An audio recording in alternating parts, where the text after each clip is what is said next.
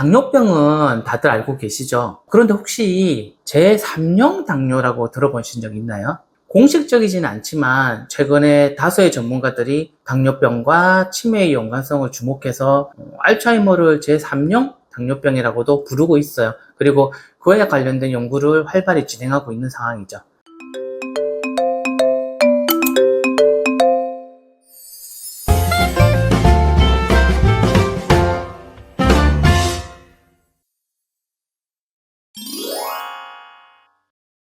안녕하세요. 청래한의원 대전점원장 정영수입니다. 당뇨병은 다들 알고 계시죠? 혈당 조절에 문제가 생기면서 다양한 합병증을 유발하는 질환을 말하는데, 그런데 혹시 제3형 당뇨라고 들어보신 적 있나요? 공식적이진 않지만 최근에 다수의 전문가들이 당뇨병과 치매의 연관성을 주목해서 알츠하이머를 제3형 당뇨병이라고도 부르고 있어요. 그리고 그에 관련된 연구를 활발히 진행하고 있는 상황이죠. 실제로 당뇨나 이런 부분들, 특히 대사질환 분야에서 되게 강자이고 여러분도 다들 알고 계실 거예요. 비만 치료제로 유명한 싹센다라고 들어보셨죠? 그거를 개발한 글로벌 의료기업인 노보 노디스크에서도 세마글루타이드라는 성분을 가지고 치매 신약을 개발하고 있을 정도니까요. 그래서 오늘 영상에서는 알츠하이머 치매 발병 위험도를 약 2배가량 높이는 이 당뇨병이 치매와 어떻게 연관되어 있는지 한번 살펴보고, 우리의 뇌를 그러면 건강하게 유지하기 위해서 어떻게 관리를 하면 좋을지, 예방법에 대해서도 간단하게 설명을 한번 드려보도록 할게요. 당뇨병이 치매와 연관된 가장 큰 이유는 바로 인슐린 저항성 문제 때문이에요. 요와 관련된 영상은 제가 몇 번 올린 적이 있는 것 같은데, 이게 여러 연구 자료에 따르면 인슐린 저항성이 높은 사람일수록 기억력, 언어 능력, 이런 것 같은 인지 능력이 떨어지고, 통계적으로도 당뇨병을 앓고 있는 경우 일반인에 비해 알츠하이머병과 혈관성 치매 발병 위험이 더 높여져 있다고 밝혀져 있는 상황이라 보시면 돼요. 인슐린 저항성이 뭐냐고 하면 쉽게 말해서 우리 몸이 인슐린에 반응하지 않아서 인슐린이 제대로 분비되어도 혈당을 조절해주는 본래의 기능을 제대로 수행하지 못하는 그런 상태를 말한다 보시면 돼요.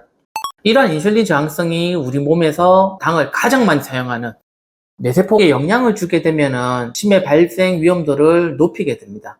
뇌 바깥 부분에 있는 혈내 장벽, BBB라고 하는데, 이 혈관에 있는 인슐린 수용체가 생명활동에 필요한 포도당이라든지 산소, 이런 것들은 원활하게 통과를 시키고, 외부 세균이라든지 바이러스, 그리고 우리 뇌에서 필요가 없는 다른 대사산물들이 뇌에 침투하는 것을 막아주는 역할을 하고 있거든요.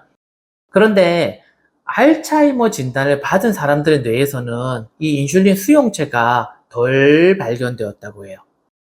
그러면 인슐린 수용체가 적기 때문에 그에 대한 반응도도 떨어지게 되겠죠. 그런데 이런 상황에서 만약에 인슐린 저항성까지 높아져 있다고 하면 우리 뇌에는 굉장히 큰 악영향을 끼칠 수밖에 없을 거예요. 그래서 그러한 인슐린 저항성 같은 경우에는 고혈당 그리고 저혈당 이런 걸 반복적으로 자꾸 유발을 시키게 되거든요.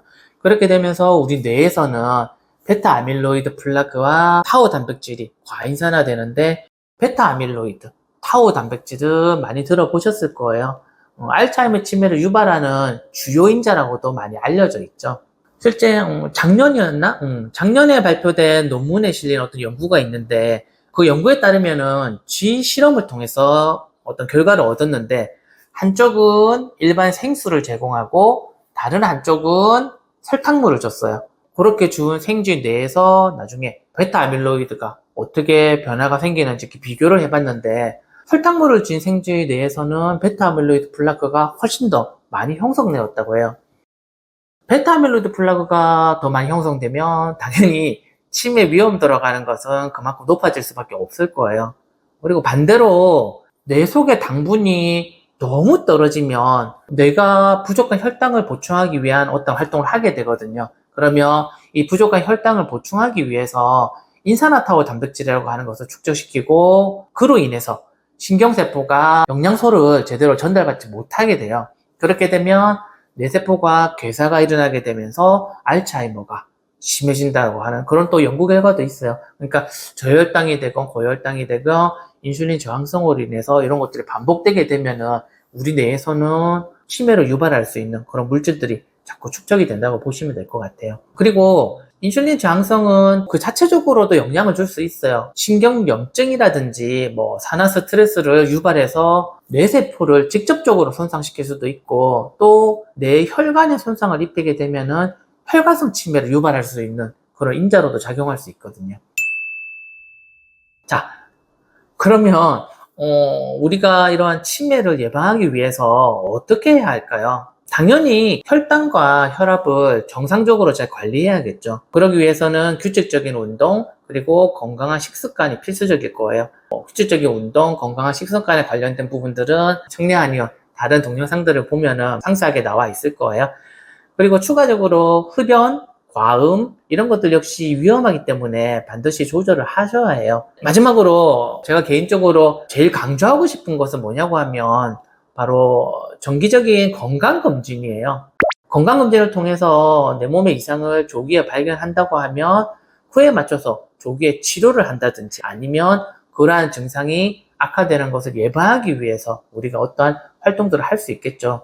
특히 우리나라 같은 경우에는 의료가 굉장히 발달된 국가다 보니까 사실 큰 비용을 들이지 않고도 정기적으로 건강검진을 받을 수 있는 나라거든요. 그렇기 때문에 주기적으로 건강검진을 받아서 무슨 문제가 있는지 미리 발견하고 그에 맞춰서 치료를 진행할 수 있다고 하면 그것 자체가 치매를 예방할 수 있는 한 가지 방법이 될 수 있을 거예요.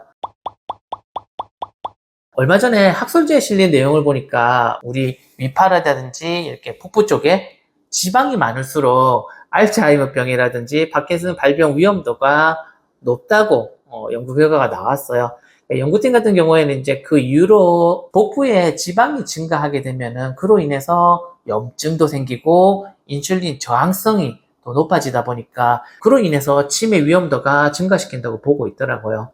뭐 저도 마찬가지인데 지금 다들 아마 배를 만져보고 계실 것 같은데, 그래도 이제 지금 이 영상을 보고 계신 분들 같은 경우에는 앞으로 당뇨 관리에 아무래도 신경을 쓰실 것이기 때문에 다른 분들에 비해서는 치매 발병 위험도가 몇 배는 낮을 거라고 확신을 해요. 왜냐하면 저부터도 지금 뭐 당뇨 관리를 해야겠다 뭐 이런 생각이 들고 있으니까요.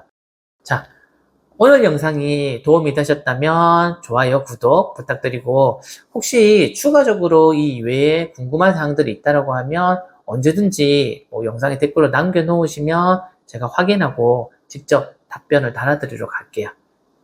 오늘도 영상 봐주셔서 감사합니다.